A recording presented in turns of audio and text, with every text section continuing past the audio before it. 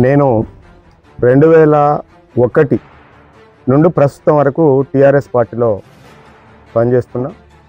2001లో నేను సర్పంచ్గా, తర్వాత 2010 నుంచి 15 వరకు నెల్లికుదురు మండల ఆనాటి టీఆర్ఎస్ పార్టీలో నేను మండల పార్టీ అధ్యక్షుడిగా 2 సార్లు, అదేవిధంగా జిల్లా జనరల్ సెక్రటరీగా కూడా బీసీసీఎల్ ఉమ్మడి జిల్లా వరంగల్ జిల్లాకి ఉపాధ్యక్షుడిగా పనిచేసినటువంటి ఒక కార్యకర్తను, సీనియర్ కార్యకర్తను, ఒక ఉద్యమకారులు.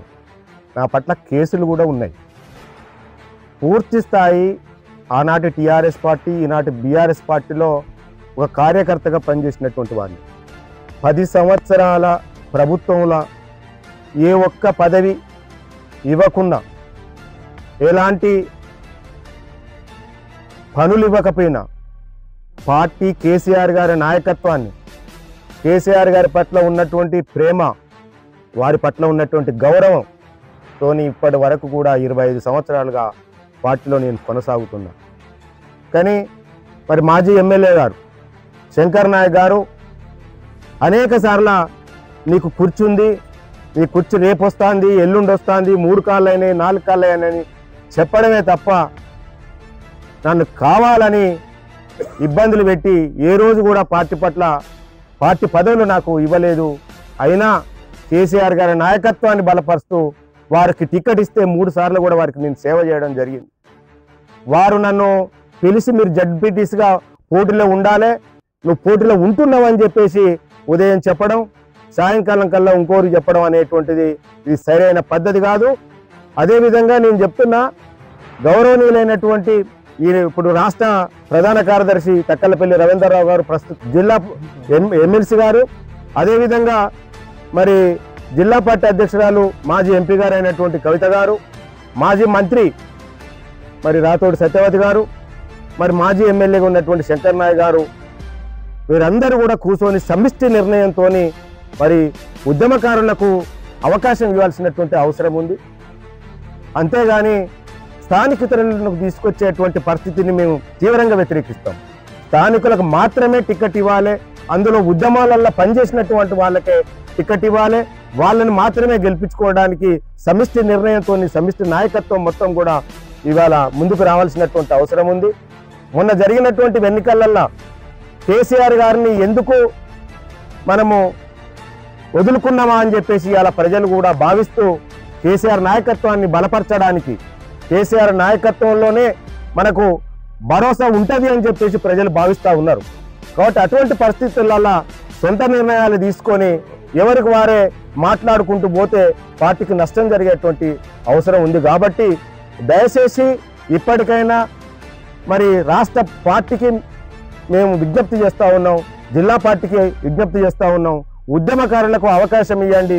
ఒకవేళ ఉద్యమకారులకు ఇంతకుముందు అవకాశం లేకపోవడం వల్ల కొంత నష్టం జరిగింది. ఆ నష్టాన్ని మరి పూడ్చవలసిందిగా కేసీఆర్ గారిని, కేటీఆర్ గారిని, హరీష్ రావు గారిని, మరి జిల్లా పార్టీని మేము విజ్ఞప్తి చేస్తూ ఉన్నాం. ఇక్కడ ఏ ఒక్కరి యొక్క ఆజమాయిషి కాకుండా ఉండాల్సిన అవసరం ఉంది.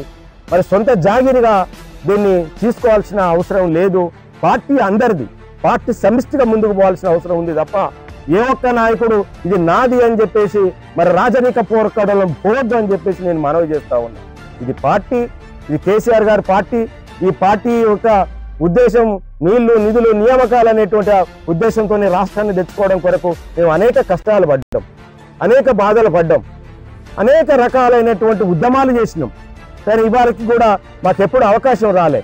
ఇవాళ జడ్పీటీసీ అనేటువంటిది బీసీ జెండాలు అయినటువంటి దానికి కూడా మరి మమ్మల్ని కాదు అని చెప్పేసి డబ్బులు ఉన్నటువంటి వాళ్లకు, బ్యాగులు తీసుకొచ్చేటువంటి వాళ్లకు పెద్ద పెద్ద మరి నిర్ణయాలు తీసుకోవడం, పెద్ద పెద్ద ఆఫీసర్లు, పెద్ద పెద్ద వాళ్ళు వస్తున్నారు అని చెప్పేసి నిర్ణయం తీసుకోవడం అనేటువంటిది సరైనది కాదు. దయచేసి మేము విజ్ఞప్తి చేస్తూ ఉన్నాం, మీకు మేము సేవ చేసినాం. పార్టీ టికెట్ ఇస్తే మీకు మేము సేవ చేసినాం, మీ నాయకత్వానికి మొత్తం కూడా మేము సేవ చేసినాం. 25 సంవత్సరాలు మా జీవితం, ఇవాళ 53 సంవత్సరాలు నా వయసు. 28 సంవత్సరాలు పార్టీకి వస్తే నా జీవితం మొత్తం కూడా 25 సంవత్సరాలు ఇందులో మేము మరి మొత్తం వేచించినాం. ఈ పార్టీ కోసం మా సర్వశక్తులు వడ్డినాం. అనేక రకాలైనటువంటి బాధలు పడ్డటువంటి మమ్మలను ఖచ్చితంగా గుర్తించాల్సినటువంటి అవసరం ఉంది తప్ప మాకు డబ్బులు లేవనో లేకపోతే మీరు బనికిరానటువంటి ఆలోచన అది మానుకోవాలి. అది మానుకోకపోతే మేము అధిష్టానం దృష్టికి కూడా తీసుకుపోతాం. స్థానికేతరులను ఎవరైనా తీసుకొచ్చినట్లయితే, ఉద్యమకారులు కానటువంటి వాళ్ళని ఎవరైనా తీసుకొస్తే దీని మీద తీవ్రమైన పోరాటం చేస్తామని చెప్పేసి పార్టీకి విజ్ఞప్తి చేస్తా ఉంది. కారణం ముఖ్య ఉద్దేశం ఏంటంటే రానున్న స్థానిక సంస్థల ఎన్నికల లోపల, గ్రామాల లోపల, మన వెలుగురు మండల పరిధి లోపల రాష్ట్ర వ్యాప్తంగా కూడా కాంగ్రెస్ పార్టీకి వ్యతిరేకమైనటువంటి ప్రజల నుంచి వ్యతిరేకత వస్తున్నది, తీవ్రమైనటువంటి వ్యతిరేకత ఉన్నది. ఈ వ్యతిరేకత దృష్ట్యా రానున్న స్థానిక సంస్థల ఎన్నికల లోపల మనము మన కార్యకర్తలను, మన నాయకులను గెలిపించుకోవాలంటే సమిష్టిగా ఉన్నటువంటి ఈ నియోజకవర్గానికి, ఈ జిల్లాకు సంబంధించినటువంటి నాయకత్వం సమిష్టిగా పనిచేసి మరి అందరూ కలిసికట్టుగా పనిచేస్తే స్థానిక సంస్థల ఎన్నికల లోపల గెలుపొందడానికి అవకాశం ఉన్నది. ఈ సందర్భంగా మేము మా పార్టీ నాయకులకు, అధిష్టానానికి విజ్ఞప్తి చేసేది ఏంటంటే, టీఆర్ఎస్ పార్టీలో మేము మొదటి నుంచి కష్టపడి ఉద్యమాల నుంచి కానీ నేటి వరకు పార్టీకి అనేక రకాలుగా పార్టీ ఇచ్చినటువంటి పిలుపుకు కష్టపడి ఉన్నాం. కష్టపడి ఉన్నటువంటి వ్యక్తులు గ్రామీణ స్థాయిలో సర్పంచ్ల నుంచి మొదలుకొని జడ్పీటీసీ వరకు కూడా ఈరోజు జడ్పీటీసీ ఎన్నికల లోపల మేము కూడా జడ్పీటీసీగా టికెట్ ఆశిస్తున్నాం. పార్టీ లోపల ఇక్కడ ఎమ్మెల్యే గారి గెలుపు కోసము, ఎంపీ గారి గెలుపు కోసం, గవర్నమెంట్ రావడం కోసము తీవ్రంగా కృషి చేసినాము. మా విలేజ్ నుంచి కూడా 3 టర్ములు కూడా మేము లీడ్ కూడా ఇచ్చినాం. ఈ ప్రత్యేకమైనటువంటి పరిస్థితుల లోపల కూడా మా విలేజ్ నుంచి లీడ్ ఇవ్వడం జరిగింది. మరి అందరూ గమనిస్తున్నారు, పార్టీ నాయకత్వం అంతా కూడా గమనిస్తుంది. అనేక కష్ట నష్టాల కూర్చి ఈరోజు పార్టీలో కొనసాగుతుంది. ఈ సందర్భంగా జడ్పీటీసీ టికెట్ ఆశిస్తున్నాం. ఈ సందర్భంగా ఎవరినో డబ్బులు ఉన్నటువంటి వ్యక్తులను డబ్బులను చూసి టికెట్లు ఇస్తే మరి మీ పార్టీ సమయం ఇచ్చినాం కదా, పార్టీకి సమయం విలువైనదా, డబ్బు విలువైనదా నాయకత్వం ఆలోచించుకోవాల్సిన అవసరం. మరి మాకు డబ్బులు లేకపోవచ్చు, కానీ మా యొక్క సమయాన్ని అంతా కూడా, వ్యక్తిగత జీవితాన్ని అంతా కూడా, మా కుటుంబాన్ని వదిలిపెట్టి కూడా పార్టీ కోసం శ్రమించినాం కదా, మరి మాకు అవకాశాలు కల్పించాలి. మేమే కాదు, మాతో పాటుగా ఉద్యమ కాలం నుంచి పనిచేసినటువంటి మిత్రులందరూ ఉన్నారు, పార్టీల కోసం కష్టపడ్డ ఉన్నారు. ఇలాంటి వ్యక్తులను గుర్తించి ఎవరికి ఇచ్చినా వారికి పనిచేయడానికి సిద్ధంగా ఉన్నాం, పార్టీని గెలిపించుకోవడానికి సిద్ధంగా ఉన్నాం. దీనికి ఇంకొకటి ఏం చెప్తున్నాం, ఇక్కడ ఈ నియోజకవర్గం లోపల ఉన్నటువంటి నాయకత్వం, మాజీ శాసనసభ్యులు శంకర్ నాయక్ గారు అయితేనేమి, మాజీ పార్లమెంటు సభ్యురాలు, ప్రస్తుత జిల్లా పార్టీ అధ్యక్షురాలు కవితమ్మ గారు అయితేనేమి, ప్రస్తుత ఎమ్మెల్సీగా కొనసాగుతున్నటువంటి తక్కలపల్లి రవీంద్రరావు గారు అయితేనేమి, ఈ ప్రాంతాల నుంచే ప్రాతినిధ్యం వహిస్తున్నటువంటి మరి రాజ్యసభ సభ్యులు వద్దిరాజు రవిచంద్ర గారు అయితే, వీరంతా కూర్చొని సమిష్టిగా నిర్ణయం తీసుకొని ఎవరికి ఇస్తే బాగుంటుంది, ఎవరికి గ్రామీణ ప్రాంతంలో నుంచి విలేజ్ల సర్పంచ్, వార్డు సభ్యులు, ఎంపీటీసీ, జడ్పీటీసీలు ఎవరికి ఇస్తే బాగుంటుంది, వీరందరూ సమిష్టి నిర్ణయం కూర్చోవాలి. ఎవరో ఒకరు ఏకపక్షంగా నిర్ణయాలు తీసుకొని ఎక్కడికో పిలిపించుకొని మీకు టికెట్లు ఇస్తున్నాం, మీరు చూసుకోపోండి, మీరు చేయపోండి, లేదు ఊర్లలో కార్యకర్తల ప్రమేయం లేకుండా, కార్యకర్తల సమావేశాలు నిర్వహించకుండా పేర్లు ఇవ్వండి అని ఏకపక్షంగా పేర్లు ఇస్తే ఇవాళ పార్టీ నష్టపోయే పరిస్థితి. కాబట్టి అందరూ కలిసికట్టుగా నిర్ణయం తీసుకోవాలి.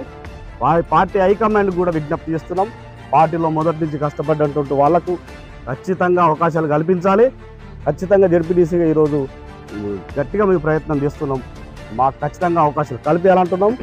పనికి చేసిన వాటికి పార్టీ కోసం కష్టపడి పనిచేసినటువంటి వారికి ఎవరికి ఇచ్చినా కానీ వారికి ఖచ్చితంగా సపోర్ట్ చేస్తాం, పార్టీని గెలిపించుకుంటాం, పార్టీ గెలవాలి. కాబట్టి నేను ముందుగా చెప్పేది ఏంటంటే, ఏకపక్ష నిర్ణయాలకు స్వస్తి పలికి సమిష్టి నిర్ణయాలు తీసుకొని పార్టీ నాయకులందరూ కలుపుకొని నిర్ణయాలు తీసుకోవాల్సిందిగా పార్టీ హైకమాండ్కి విజ్ఞప్తి చేస్తున్నాం. దీనికోసము రాష్ట్ర స్థాయి దాకా కూడా మేము పోతాం, వారి దృష్టికి కూడా తీసుకుపోవడానికి సిద్ధంగా ఉన్నాం. స్థానిక ఎలక్షన్ల గురించి ఎంతో ఏకపక్ష నిర్ణయాలు తీసుకోకుండా సమిష్టి నిర్ణయాలు తీసుకొని మండలంలో స్టార్టింగ్ నుంచి ఎంతో కష్టపడ్డ మాలాంటి ఉద్యమకారులు ఎంతోమంది ఉన్నారు.